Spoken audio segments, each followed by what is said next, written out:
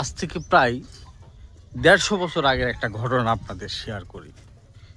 সেটা হলো এক গ্রামে মস্ত বড় এক ধনী লোক, বলা চলে মাঠে ঘাটে যতটুকু জায়গা জমি আছে একটা গ্রামের অর্ধেক জমি তার। কিন্তু দুর্ভাগ্যবশত এই লোকের বউ ছিল দুইটা, দুই বউ, ছোট বউ বড় বউ। বড় বয়সেতে ছোট বউ মানুষ বেশি ভালোবাসে, এটাই স্বাভাবিক। এরকম করতে করতে দেখা যাচ্ছে যে লোকের হাল বাওয়া গরু আছে, জমি জায়গার তো অভাব নাই, কই সম্পদ পুকুর পুষ্কুনি, কিন্তু বউয়ের একটি যতই ভালোবাসুক কিন্তু বউ তাকে ভালোবাসে না।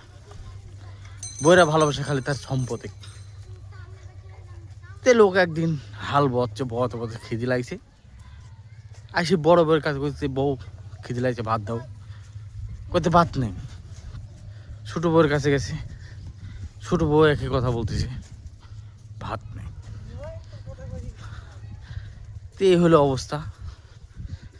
এখন দুঃখজনক ঘটনা, লোক মনের দুঃখে যায়া বনের দীর্ঘক্ষণ বসে থাকছে, থাকার পরে এখন ভাবতেছে শালা দুইটি বউ, আমার এত সম্পদ, কেউ আমাকে ভাত টেনে দিতে না, শালা জীবন রাখি কি করবো।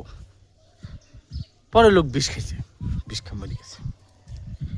তো মোরাল অফ দ্য স্টোরিতে কথাটা বলার জন্যে গল্পটা সেটা হলো যে এই লোকটা খুব কৃপণ ছিল, অর্থ সম্পদ কামানির জন্যে জীবনে অনেক কিছু মানে স্বাদ আহ্লাদ রাখি কিন্তু লোকটা মারা গেল, একবেলা ভাত পেল না।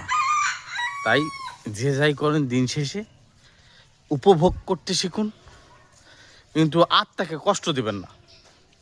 আত্মাকে কষ্ট দিলে